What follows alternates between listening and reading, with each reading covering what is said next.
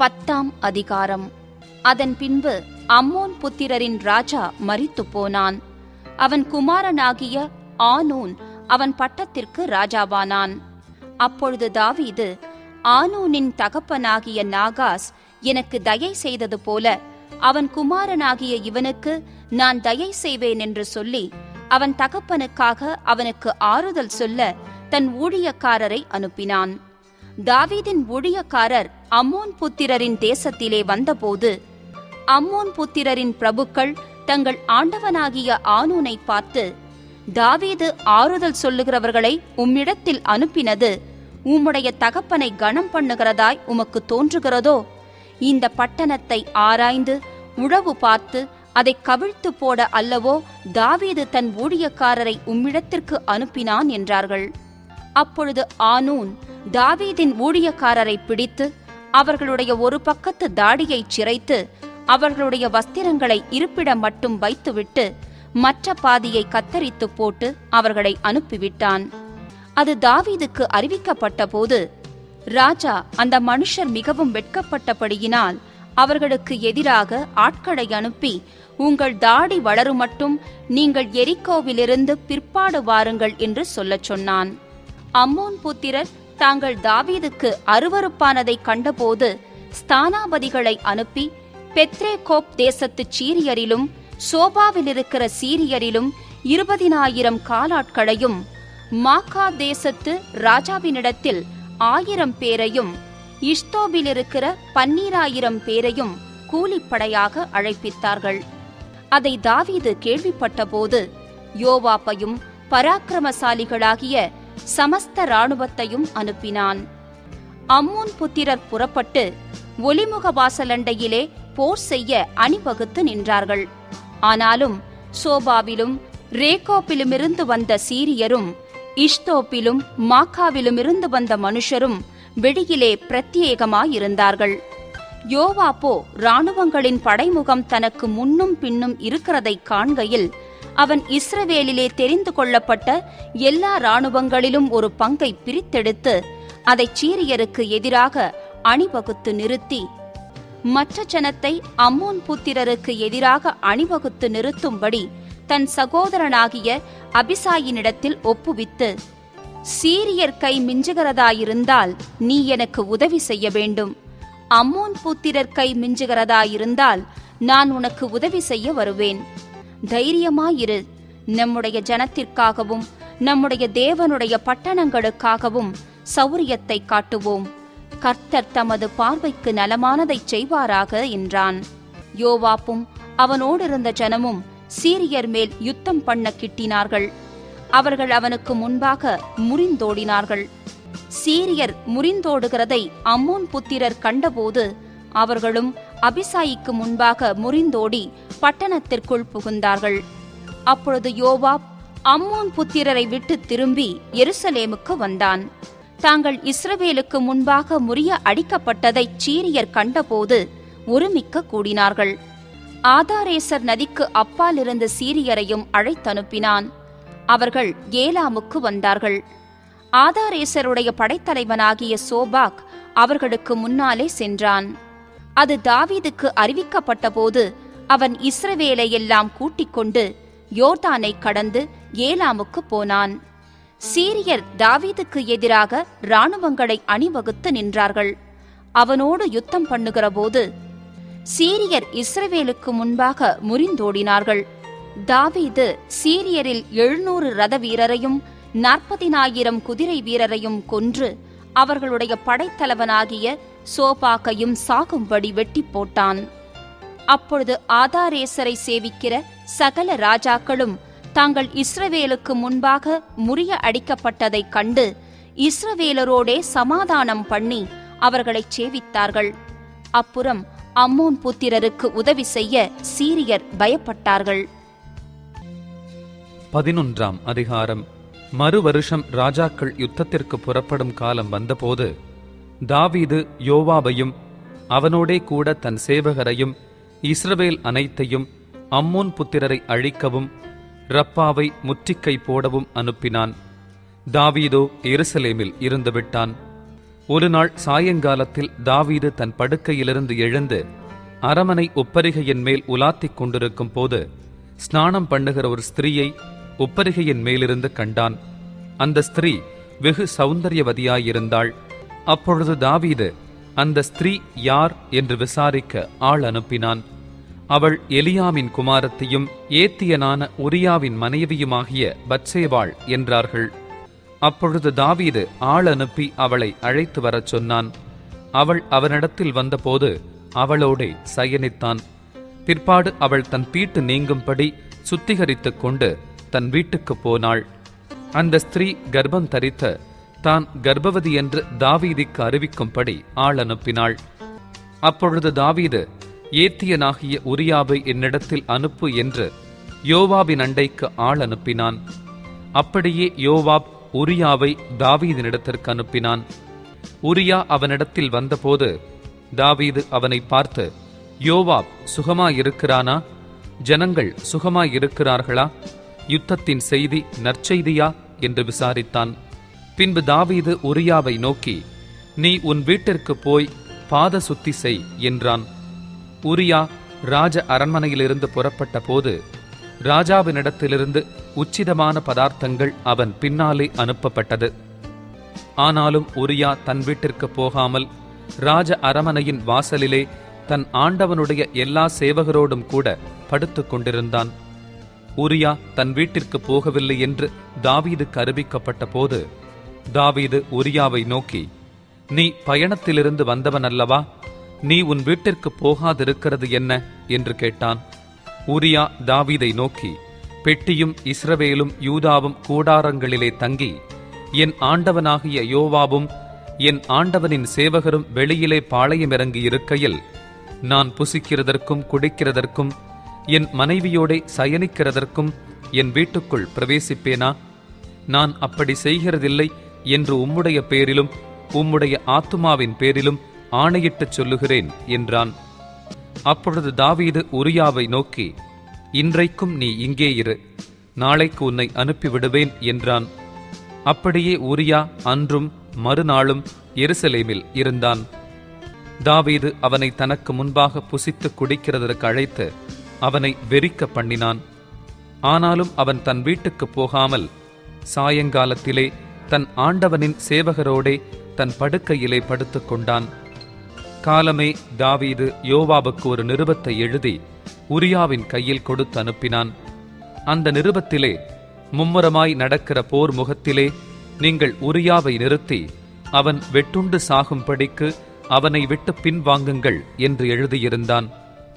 அப்படியே யோவாப் அந்த பட்டணத்தை சூழ காவல் போட்டிருக்கையில் பராக்கிரமசாலிகள் இருக்கிறார்கள் என்று தான் அறிந்த இடத்தில் உரியாவை நிறுத்தினான். பட்டணத்து மனுஷர் புறப்பட்டு வந்து யோவாபோடே யுத்தம் பண்ணுகையில் தாவீதின் சேவகராகிய ஜனத்தில் சிலர் பட்டார்கள். ஏத்தியனாகிய உரியாவும் செத்தான். அப்பொழுது யோவாப் அந்த யுத்தத்தின் செய்திகளையெல்லாம் தாவீதுக்கு அறிவிக்க ஆள் அனுப்பி தான் அனுப்புகிற ஆளை நோக்கி, நீ யுத்தத்தின் செய்திகளையெல்லாம் ராஜாவுக்கு சொல்லி தீர்ந்த போது ராஜாவுக்கு கோபம் எழும்பி அவர், நீங்கள் பட்டணத்திற்கு இத்தனை கிட்ட போய் யுத்தம் பண்ண வேண்டியது என்ன? அலங்கத்தில் நின்று எய்வார்கள் என்று உங்களுக்கு தெரியாதா? எருப்பேசேத்தின் குமாரன் அபிமலேக்கை கொன்றது யார்? தேபேசிலே ஒரு பெண் பிள்ளை அலங்கத்திலிருந்து ஒரு எந்திரக்கல்லின் துண்டை அவன் மேல் போட்டதினால் அல்லவோ அவன் செத்தான். நீங்கள் அலங்கத்திற்கு இத்தனை கிட்டப்போனது என்ன என்று உன்னோடே சொன்னால், அப்பொழுது நீ உம்முடைய சேவகனாகிய உரியா எனும் ஏத்தியனும் செத்தான் என்று சொல் என்றான்.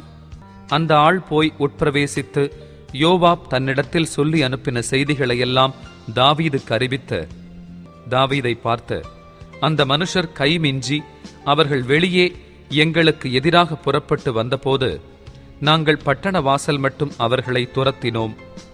அப்பொழுது வில் வீரர் அலங்கத்திலிருந்து உம்முடைய சேவகரின் மேல் எய்ததினால் ராஜாவின் சேவகரில் சிலர் செத்தார்கள். உம்முடைய சேவகனாகிய உரியா எனும் ஏத்தியனும் செத்தான் என்றான். அப்பொழுது தாவீது அந்த ஆளை நோக்கி, நீ யோவாபினிடத்தில் போய் இந்த காரியத்தை பற்றி விசாரப்பட வேண்டாம். பட்டயம் ஒருவேளை ஒருவனையும் ஒருவேளை வேறொருவனையும் பட்சிக்கும். நீ யுத்தத்தை பலக்க பண்ணி பட்டணத்தை இடித்துப் போடு என்று அவனுக்கு திடஞ்சொல் என்றான். தன் புருஷனாகிய உரியா செத்தான் என்று அவன் மனைவி கேள்விப்பட்ட போது அவள் தன் நாயகனுக்காக இழவு கொண்டாடினாள். துக்க நாள் சென்ற பின்பு தாவீது அவளை அழைத்தனுப்பி தன் வீட்டிலே சேர்த்து கொண்டான். அவள் அவனுக்கு மனைவியாகி அவனுக்கு ஒரு குமாரனை பெற்றாள்.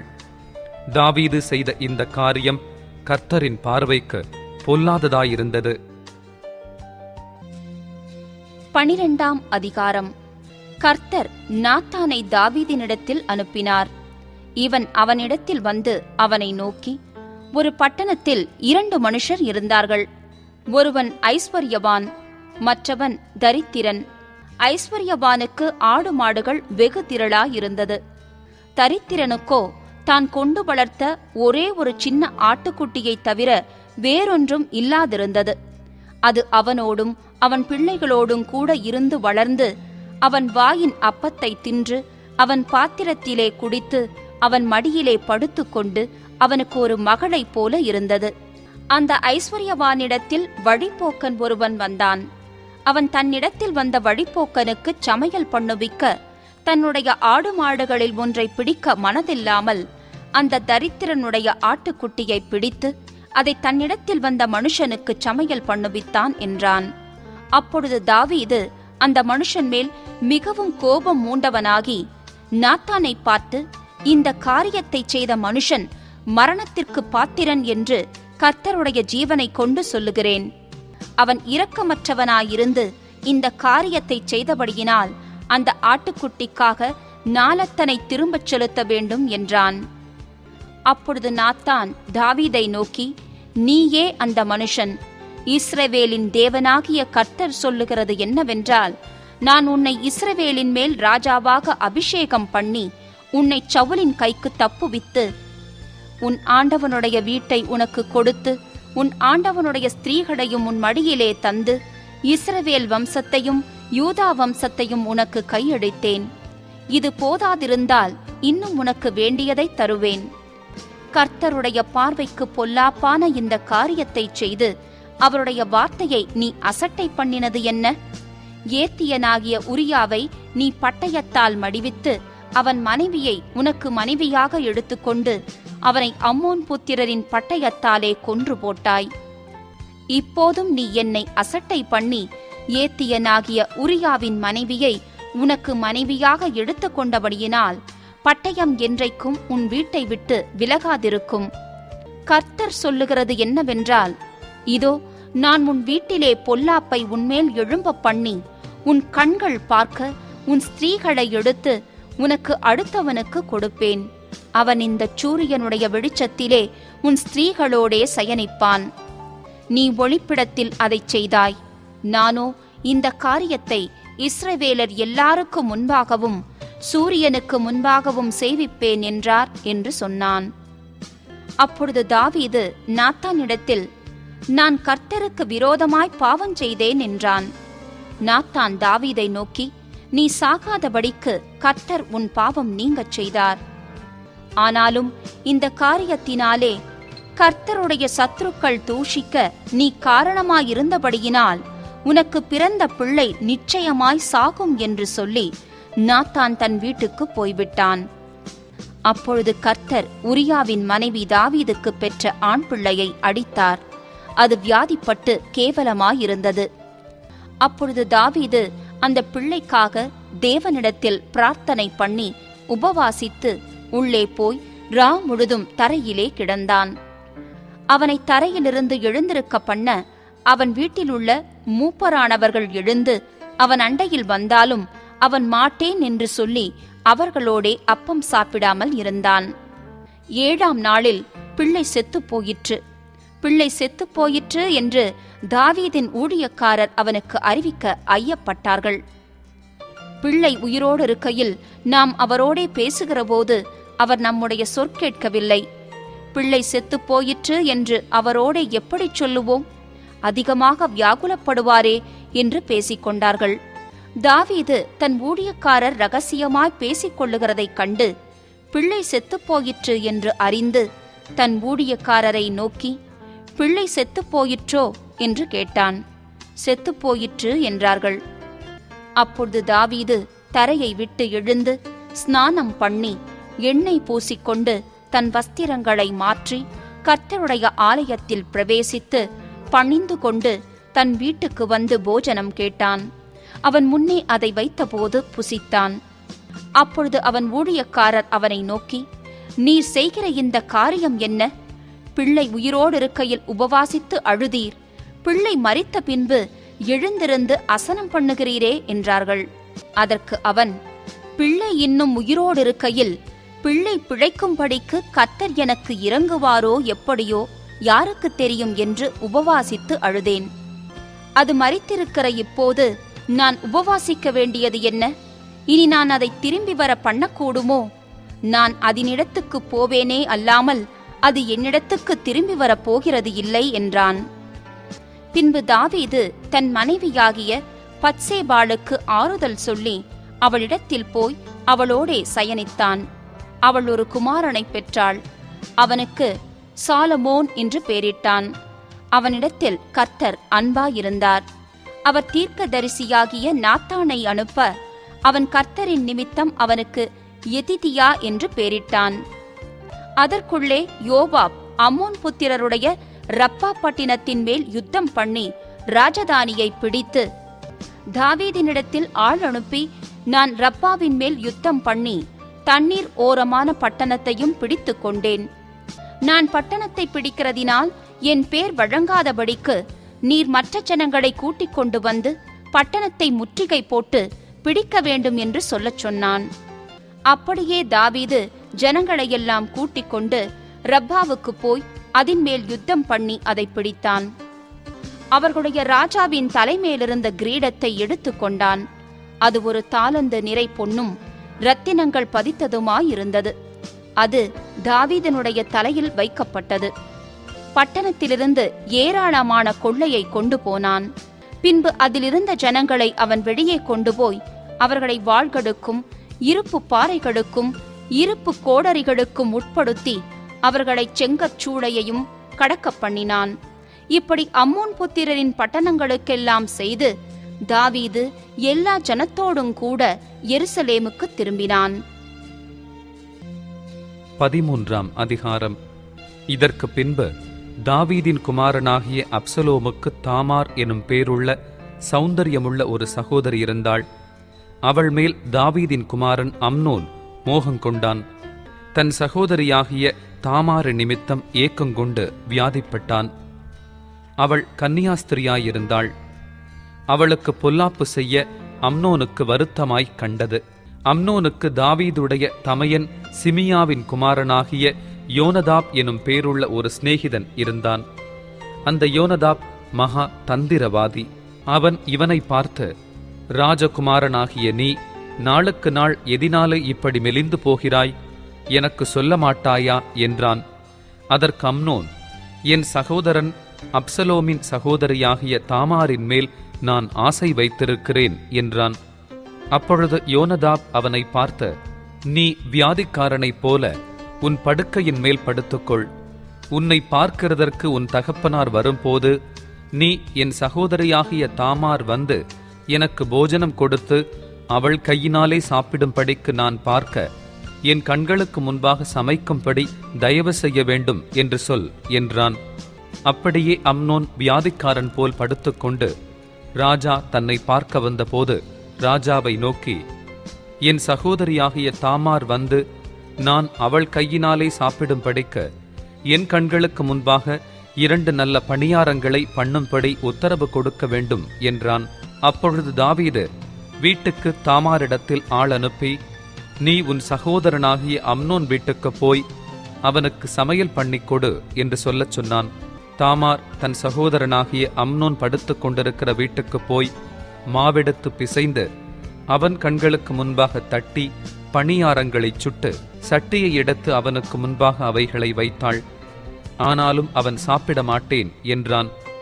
பின்பு அம்னோன், எல்லாரும் என்னை விட்டு வெளியே போகட்டும் என்றான். எல்லாரும் அவனை விட்டு வெளியே போனார்கள். அப்பொழுது அம்னோன் தாமாரை பார்த்து, நான் உன் கையினாலே சாப்பிடும்படிக்கு அந்த பலகாரத்தை அறை வீட்டிலே கொண்டு வா என்றான். அப்படியே தாமார் தான் செய்த பணியாரங்களை அறை வீட்டிலிருக்கிற தன் சகோதரனாகிய அம்னோனிடத்தில் கொண்டு போனாள். அவன் சாப்பிடும்படிக்கு அவள் அவைகளை கிட்ட கொண்டு வருகையில் அவன் அவளை பிடித்து அவளை பார்த்து, என் சகோதரியே, நீ வந்து என்னோடே சயனி என்றான். அதற்கு அவள், வேண்டாம் என் சகோதரனே, என்னை அவமானப்படுத்தாதே. இஸ்ரவேலிலே இப்படி செய்யத்தகாது. இப்படிப்பட்ட மதிக்கேடான காரியத்தை செய்ய வேண்டாம். நான் என் வெட்கத்தோடு எங்கே போவேன்? நீயும் இஸ்ரவேலிலே மதிக்கெட்டவர்களில் ஒருவனைப் போல ஆவாய். இப்போதும் நீ ராஜாவோடே பேசு, அவர் என்னை உனக்கு தராமல் மறுக்க மாட்டார் என்றாள். அவன் அவள் சொல்லை கேட்க மாட்டேன் என்று அவளை பலவந்தமாய் பிடித்து அவளோடே சயனித்து அவளை கற்பழித்தான். பிற்பாடு அம்னோன் அவளை மிகவும் வெறுத்தான். அவன் அவளை விரும்பின விருப்பத்தை பார்க்கிலும் அவளை வெறுத்த வெறுப்பு அதிகமாயிருந்தது. ஆகையால் நீ எழுந்து போய்விடு என்று அம்னோன் அவளோடே சொன்னான். அப்பொழுது அவள், நீ எனக்கு முந்திச் செய்த அநியாயத்தை பார்க்கிலும் இப்பொழுது என்னை துரத்து விடுகிற அந்த அநியாயம் கொடுமையாயிருக்கிறது என்றாள்.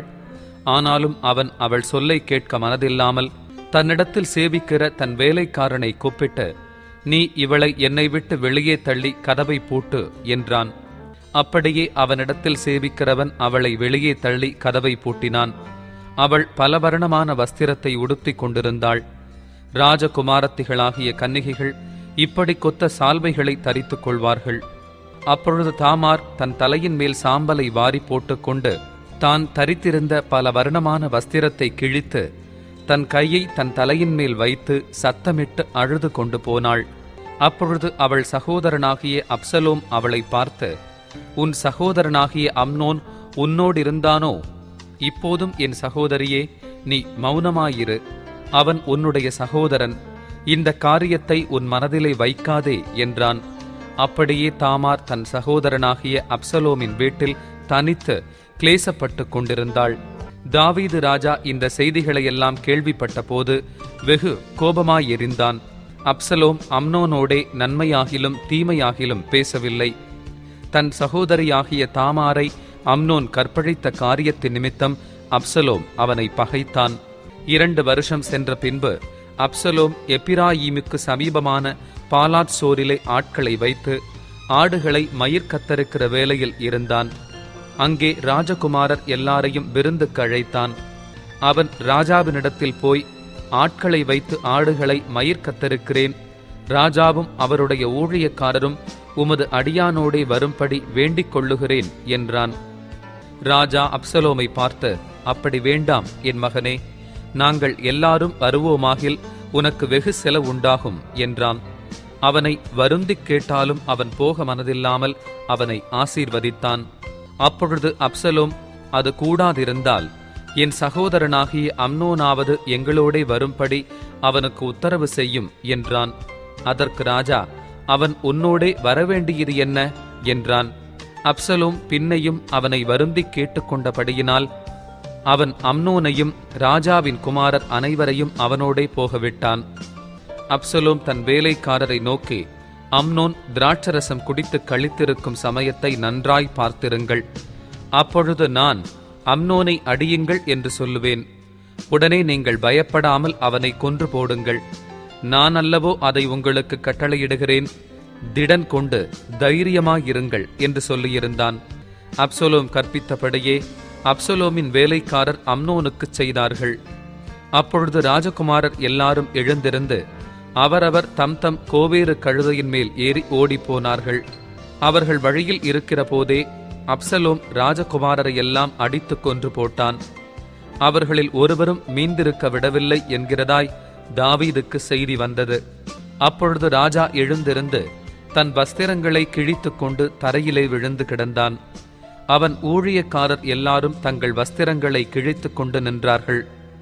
அப்பொழுது தாவீதின் தமையனாகிய சிமியாவின் குமாரன் யோனதாப் வந்து, ராஜகுமாரரான வாலிபரையெல்லாம் கொன்று போட்டார்கள் என்று என் ஆண்டவன் நினைக்க வேண்டாம்.